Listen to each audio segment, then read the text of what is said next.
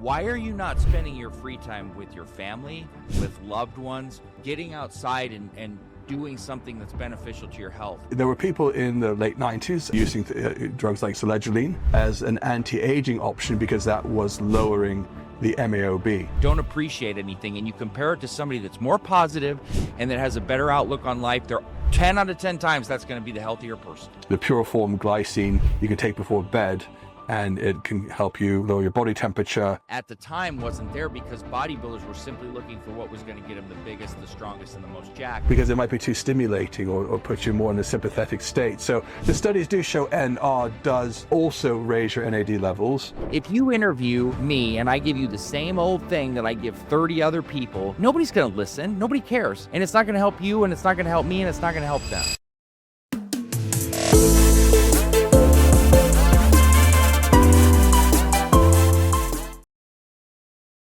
So what are some of the big hot topics that you're talking about now on your channel, on your podcast? What do you find that you really people gravitate towards and watch? Because this is always you got a magic touch with this, the Midas touch when it comes to podcasts in this space, and we love to learn from the best. So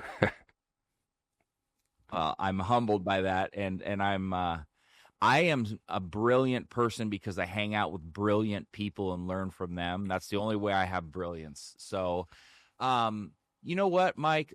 When I was growing up and all through my life, you know what my least favorite subject in school was, that I struggled and that I hated and despised? Most people would say math. Most people would say English. Mine was science. Like, I literally hated science. I couldn't keep my mind on it. I never wanted to be in class. And you know what? Everything I love and I study and I do now is all science. Now, I will tell you, I started the beginning of last year taking a real deep focus into cellular health, studying cells, understanding the full aspect of the cell. It started with the mitochondria, but then I started to really do bigger dives into cell membranes and other key aspects of how our structure worked, understanding the intricacy of our body internally and how beautiful it was and how detailed and how many moving parts there are to take care of. And one thing feeds off another, off another, off another. And then once I began that journey, then I started to piece together the neuroscience side. So everything I talk about now is really a mind and body connection. Now, my mind-body connection and many others is like a little tree, and it starts with spirituality and it goes to health and fitness, like your training and your nutrition, and then it goes to your neuroscience and your nervous system. And that's when I'm piecing together how to get total health alignment. Because I can sit here and give you the best diet in the world. We can get your hormones in line to the best of our ability, test you for parasites, test you for heavy metals. But if you have problems up here, upstairs, if you're off, if your vagus nerve is off, if you're stuck in a sympathetic, nervous system in fight or flight mode all the time, it doesn't matter. We can fix all that other stuff and you're going to still be a mess. And vice versa. If you have the good mindset, but you're training is off, you're eating like crap, you're just not in the right balance of hormones, once again, we're never going to have alignment. But I believe wholeheartedly that starts with the spirituality, and then once you have that, you're able to handle both of these on each side. And it's, dude, I don't know that one can ever get that in total balance, but you can, if you start working on all three together and let them flow together, you can certainly have a much better chance and opportunity to get that full balance. But it takes a lot, and it's a daily routine, and consistency is the key to all of this. The consistency. And the thing is, I just did a video called Biohacking on a Budget, and I explained to everybody how many things you can do for free every day if you just do it. If you just consistently do it. Like walk in nature, right? You can do the grounding or earthing, walking barefoot if it's not too cold. I like to do that in the spring. And what is it, mindfulness? Or you can do the vagus nerve stimulator that helps calm and boost your parasympathetic there's a key component here, and it's called good old vitamin G, and it's gratitude. You can't eat it. Yeah. You can't train it. You develop it. And once you have that, that's where it really starts. Because I will tell you this, you can bet your ass that if you take blood panels of all the people that are negative, that have hate in their hearts, that don't appreciate anything, and you compare it to somebody that's more positive and that has a better outlook on life, they're 10 out of 10 times that's going to be the healthier person. It's just always going to be that way. Do you think that drives I guess your mental state, or does the mental state drive your I guess your spirituality? I mean, because one can always play on the other. So you're right; it has to stem from within you, within your, I guess, within your soul, and that it can affect your. But sometimes if your neurochemicals are off, your neurotransmitters are off, that can also have a negative effect. So you got to find yourself through that. And it can be hard because for many reasons, like, right, people who are suffering from low testosterone, that affects their neurotransmitters, that affects their mood, that affects how they behave potentially.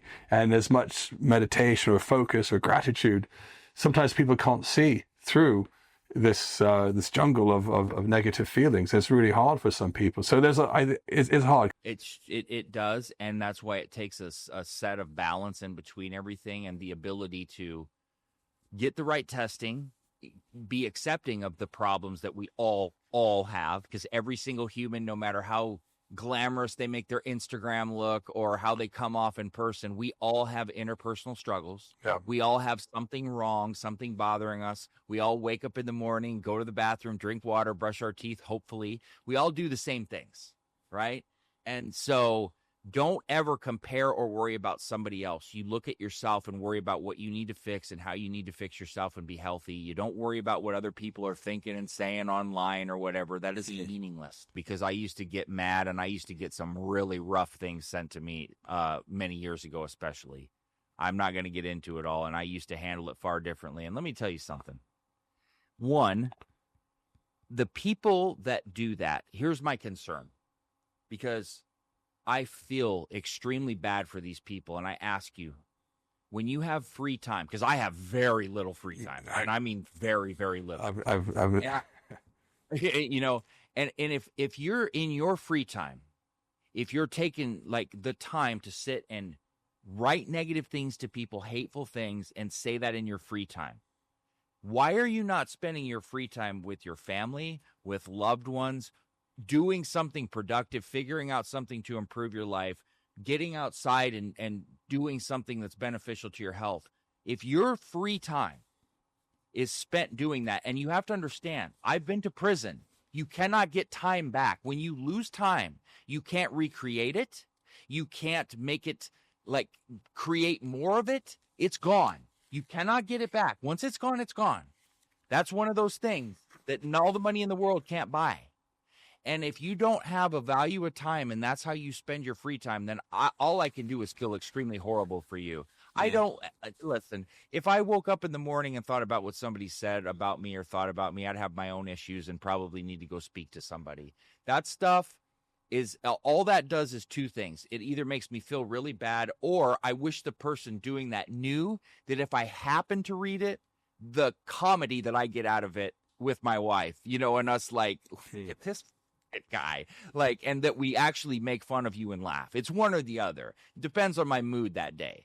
But these people that do that, more often than not, I feel extremely bad for them, and they're lacking in probably love or health, and that's they're actually feeding their misery by doing that. It's like letting it out on somebody else, and it's bothersome for them. For me, I literally, it means absolutely nothing to me. It tells me that people are watching. Yeah, that's fine. I mean, it's just the anonymity of all of it, that people don't always behave the way they would in person when they're online. And you just, No. So, No. Want to pivot back, because, we started talking about kind of neuro health. And I think at the roundtable discussion that we're on, I brought up a topic that doesn't get as much talked about, and that was to do with some of the neurotransmitters, and particularly dopamine and the MAOB enzyme. which I've been doing a little looking into, and find that it's quite fascinating that as we age, into middle age, that this enzyme that was always quite low, called MAOB, monoamine oxidase B, it goes up. And as it goes up, it basically gobbles up most of your dopamine.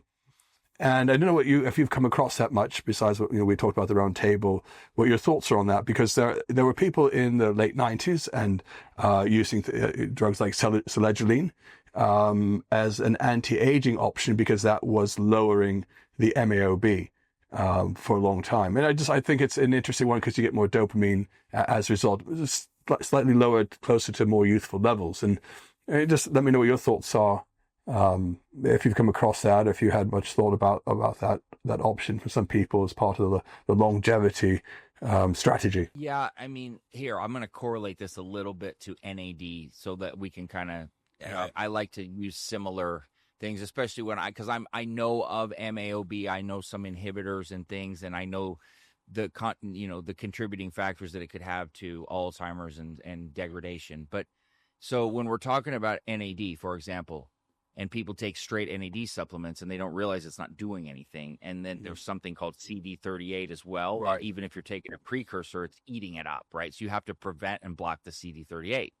So when things like this, like you're talking about, they pull and they take away, and a lot of people don't understand that if you can't inhibit these things, they're just going to take and feed and eat away whatever you're trying to do. It's kind of like when I was talking to you off camera, my body, for some reason, is not absorbing the potassium for so many years like it's supposed to. So something's obviously pulling from that or taken from it. Now, we know medications I'm using aren't helping, but these things that people don't understand, we're learning more about, that we see that, okay, why do some diseases get caused? What's causing them to even occur? And like, it starts with inflammation and it starts in cellular health, but there's things like MAOB or CD38. They're pulling, they're eating, they're like locusts, right? Yeah. So we have to find these things and figure out how we can prevent or at least mitigate, because then what that does is it delays aging. You can't look, we're never going to win the battle with time. We weren't intended to live forever, but we certainly don't have to settle for some of the things that people settle for. We have to learn about the science. Then we have to figure out, how do we stop some of this? Because there's MAOA and MAOB, right? Yeah. So, and then it's learning about the differences in these. What are the differences? What do we have to do to address? I'm not super versed on it enough. Yeah, the reason why I mention it, because the beginning of last year, big noise about the methylene blue. And if you look at what methylene blue does, it's more of an MAOA inhibitor, which means it stops the breakdown of serotonin and norepinephrine. And so obviously there are certain things that may, and it might be irreversible until the enzyme, more of it gets made up, where MAOB is more focused on dopamine, and keeping dopamine from getting gobbled up or broken down too quickly. So, there are medications in psychiatry that used to do both. We've had some psychiatrists on the channel. We talked about this. We've had some other doctors talking about this, but it's something that right now, you're right, the NAD pathway and the cellular health. And I've been to one of the meetings by, Dr. William Seeds, and he does this whole redox discussions. It's really, really quite fascinating, because it does make sense. How do we get back to the cellular level? And one of the CD38 options they talk about is apigenin, right? The apigenin may help preserve the or prevent it from being gobbled up. Do you personally, take any NR or NMN or apigenin? Yeah. Yeah, okay. I do NMN. The company's called Wonderfeel, and this is how I learned so much intricate detail about all of this. So I met them last year, and we got into the NMN discussion and the precursors versus taking straight NAD. Right. And the doctor there is Dr. Andrew Saltzman, and he is like the most sought after NAD expert. I mean, he was studying NAD, before the 2000s. So I had these deep, intricate conversations with them and understood the different precursors, the reasons why straight NAD doesn't work. It's too big to absorb into the cell. And while we have precursors NMN and NR, NR actually has to convert to NMN to then even be used. So why not just take NMN, which can penetrate the cell and get inside the cell, and then we can release NAD production. But once again, if you don't fight off the CD38, you're just spinning your wheel. So their product had added ingredients in it to help fight off the CD38, like resveratrol is one of them. Okay. I'd have to pull up the list of the full breakdown, but dude, they taught me damn near everything I know about NAD. Them and Dr. Earth, they're the ones that educated me on NAD, NMN, and precursors, because they have differentiating opinions as well, and different things. But I've got my wife on NMN. She takes it. And, NAD is very important, our NAD levels as we age. That's one of the reasons we age faster. You got like NAD levels, telomeres, cellular health, mitochondrial health. These are the factors that cause the aging. We talked about this in the roundtable. Yeah. What about glycine? Have you had any experience with glycine? There's been some papers that have come out about GlyNAC or glycine and NAC. It's quite interesting that those who had the highest glycine levels, glycine drops over time. They think we don't eat enough tendons and bone in the meats that we would be getting the glycine, unless you're doing a bit of magnesium glycinate, but that's a very slow release, where the pure form glycine you can take before bed, and it can help you lower your body temperature and sleep better. I've tried it. For me, it doesn't agree with me in those 2 to 3 gram doses. It almost gives me like a depersonalization syndrome. It's really bizarre, where I feel a bit numb to things, almost a bit tired or groggy during the next day. So I had, and actually when I weaned myself off of it, I didn't wean it long enough, and I almost had a rebound effect where I was getting a touch of bizarre anxiety, and almost as if I was coming off of something. And it turns out it hits this NMDA receptor, similar to that new version of bupropion that's mixed with the cough suppressant, dextrotrophin, or what, how pharmaceutical companies are clever and they've repurposed things. And they repurposed this, what was used to be, and I think the Robitussin cough syrup, that active ingredient, they added that to bupropion, and that hits the NMDA receptor. So the glycine in higher doses also agonizes that receptor. So, you start getting involved with your neurotransmitters, and it's like, if you stop something, even within a short 3-day window of tapering, you might have a rebound effect. So for me, that doesn't agree, but it's interesting. Some people will swear by it improves the sleep. It gives you deeper sleep. It doesn't work. And just like NMN, for me, I know some other people, you take NMN, I get a bit of these weird heart palpitations, as well as when I do NAC, because it might be too stimulating or put you more in a sympathetic state. So the studies do show NR does also raise your NAD levels. So if it does it more gently, and I think people like the NMN because it gives you more of a stimulant type of feel, then that's fine. Whatever works for the individual. I mean, but these are tricky, these things, and you can't measure how much you're getting and how much overflow you have of one over the other. But to your point about the resveratrol, I guess I was going to say David Sinclair was right all those years ago, I suppose, if he was recommending resveratrol. I don't know. I mean, it's just because he was been talking about the Sichuan pathway, the NAD pathway for years. Peptides. Everyone's asking us about peptides. They're all the rage. Have you used peptides yourself? Do you recommend them? I mean, we did talk about the tesamorelin, which is a peptide, or tesamorelin, if how you pronounce it. I've lumped them in at the meeting to those that have been approved for human use, and those that are a bit more experimental, like the BPC, your Glow Up stack, or your Wolverine stack, whatever you guys, however they're being promoted. It's such a bizarre world, the peptide world. It's almost as if imagine a world where steroids, illegal, underground, illicit, anyone can make them, sell them, and there's no repercussions. And as long as you put for research purposes only, and then there's the other tier, like I said, the licensed ones by the FDA, and then there's obviously then the compounding pharmacies may also have options. But the whole thing is a bit strange, don't you think? So I discovered peptides in 2011. That was when the research chemical market was kind of coming to fruition. So I discovered SARMs and peptides at the same time. Now, I didn't take a big loving or liking to peptides at the time, because we found because of the world that I was in, they just weren't doing that much because there was only 7 or 8 to pick from. And the appreciation for what they did at the time wasn't there because bodybuilders were simply looking for what was going to get them the biggest, the strongest, and the most jacked. And SARMs were still not as strong as steroids, but they were definitely stronger than peptides. Now, at the time, you could only get melanotan 2 and then a few GHRs. So GHRP2, GHRP6, ipamorelin, hexarelin, sermorelin. That was about it. And CJC. That was it. And then there were only 3 or 4 SARMs that you could get way back then, and that was it. So I watched this whole evolution over all this time. And when the peptides finally started to become more mainstream, I'm like, okay, where the hell were all of you back then? Well, why weren't these around more back then? And what happened? So then you look at that. Then you see now how many options there are for every single condition that there is. And it gives me so much hope and encouragement because I see how well these work and the different options. Like you were just bringing up several. Well, you know what one of my favorite peptides is, well, I'll give you a couple. KPV.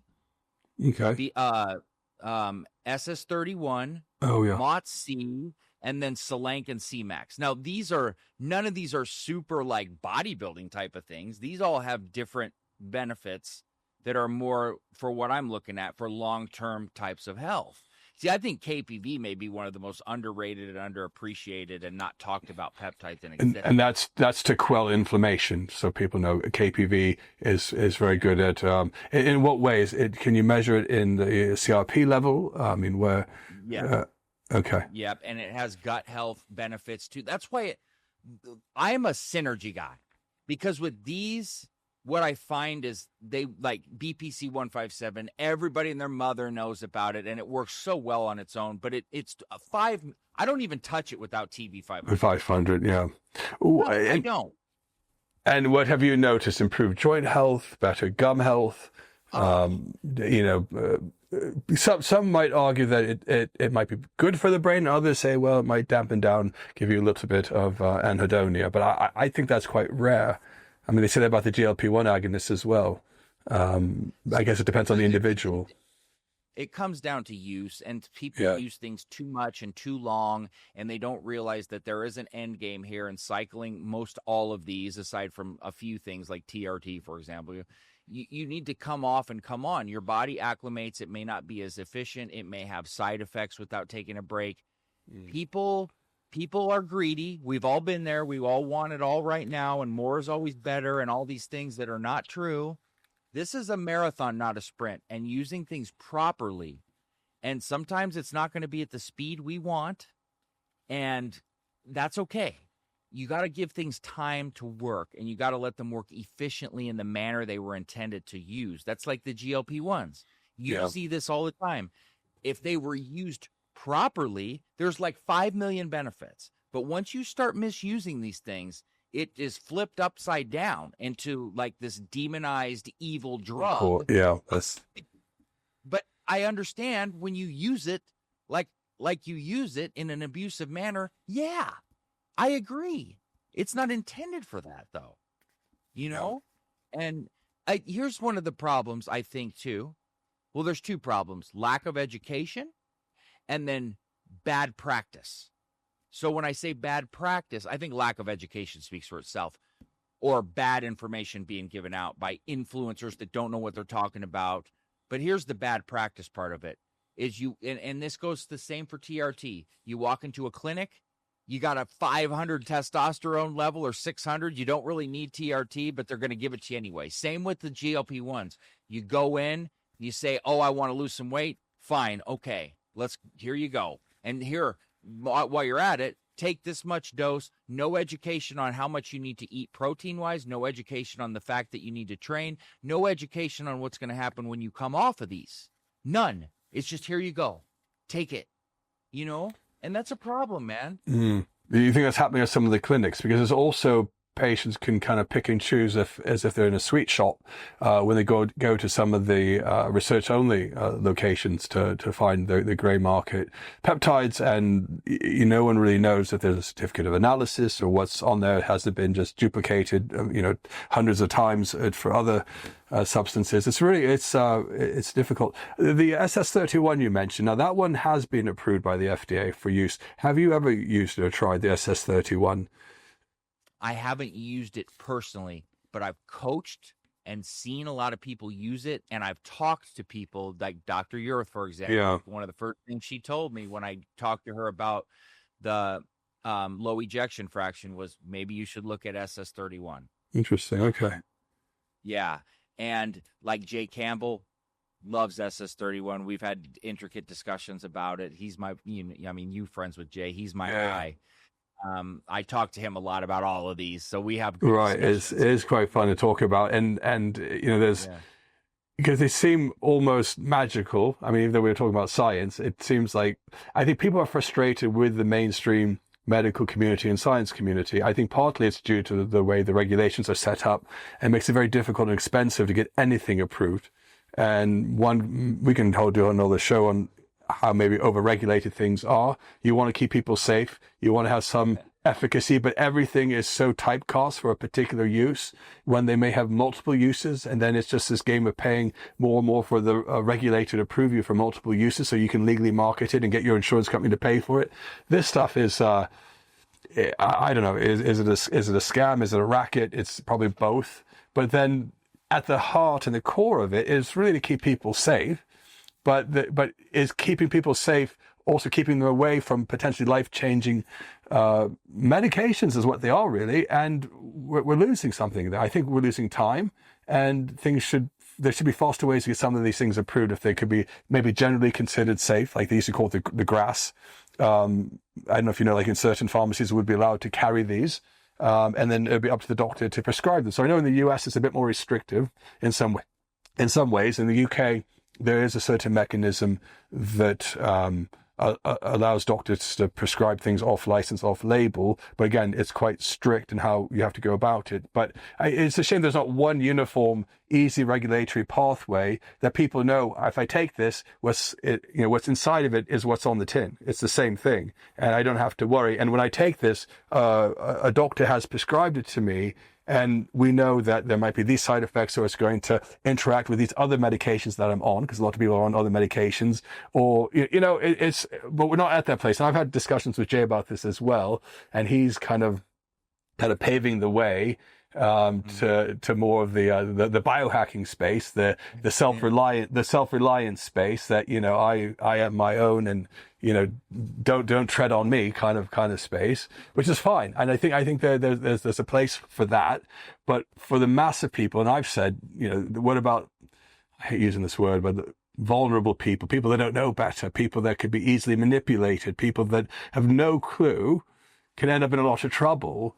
And I think that's where sometimes there'll be blowback. Like, people will be able to do these peptides, grey market or not, until they can't, because some horror story will reach the mainstream media, and they'll, have you all in fear and calling on your, MP or congressperson to crack down on it. Because that's how it always happens, right? And they'll say, well, it's for the children. We got to protect the children. Yeah, right.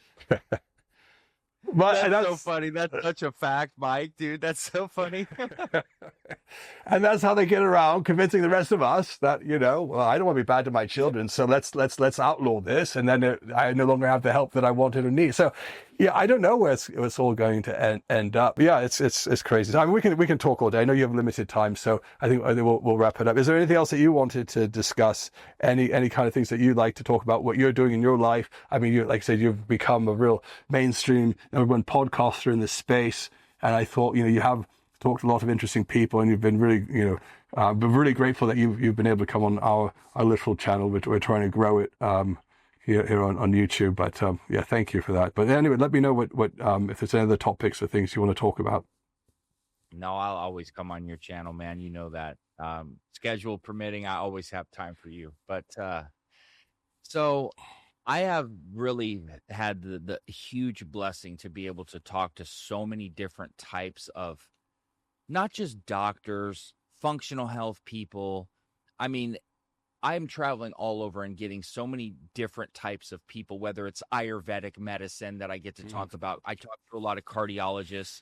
I talk to a lot of people that are rewiring the brain, talking about traumas that we've suffered, how to overcome them.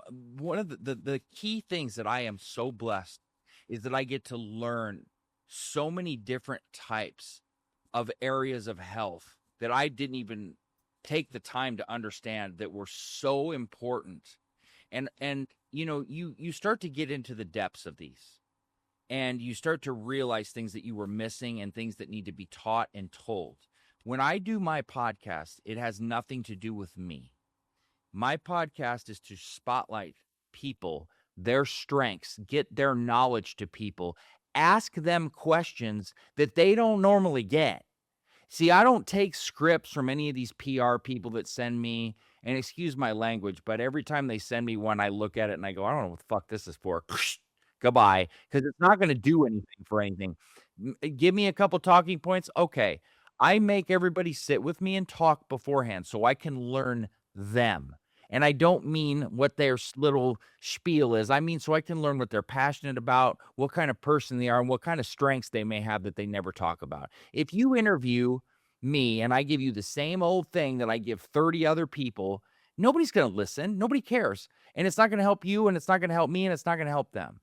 You cannot be selfish with all this, and you need to take pride in your work. And that's what I try to do, is take pride in being different and being authentic. Some people don't like how straightforward I am. I don't care, because I don't believe in telling anybody what they want to hear. It sucks when you get told what you need to hear. I don't like it any more than the next person, but I appreciate it. And I appreciate somebody that's willing to take the time to tell me what I need to do to improve and fix myself, because they actually care. They actually care. When I do that, it's because I care. And no, it's not always easy for people, but people are far too sensitive, and they're the more sensitive they are, the more excuses they come up with, and the less likely they are to fix anything. I'm not saying don't have emotions and don't be a human, but I'm also saying understand that life is not easy. Hard truths help, they don't hinder. And if people are hateful or people say things that are truly out of line, just ignore it and move on with your day and be around people that are positive, that have good thoughts, that are providing to the good of everybody else. That's all I'm trying to do. And you can't be healthy if you focus and worry about what everybody else is saying or doing. That is insignificant. What's significant is working together, being positive and helping each other, and eliminating the noise, because it doesn't matter. None of that stuff matters. It really doesn't. Because at the end of the day, there's always going to be jerks and assholes, and there's going to be great people. And so try to resonate with the jerks, but be there for the great people and work together. That's what it's all about. Well, thanks again, Dylan, for being on the channel. We've had a wealth of information on various topics around health and wellness and longevity and TRT. Speaking of TRT, for those who are in the UK or Europe and are looking for a provider for TRT, why not consider Balance My Hormones? We're one of the first clinics in the UK to offer an all-inclusive service. Contact us at balancemyhormones.co.uk. For those who are watching elsewhere and like the information we provide on the channel, why not subscribe to the channel if you haven't subscribed already. Until next time, to your health and your wellness. This is Mike from BMH.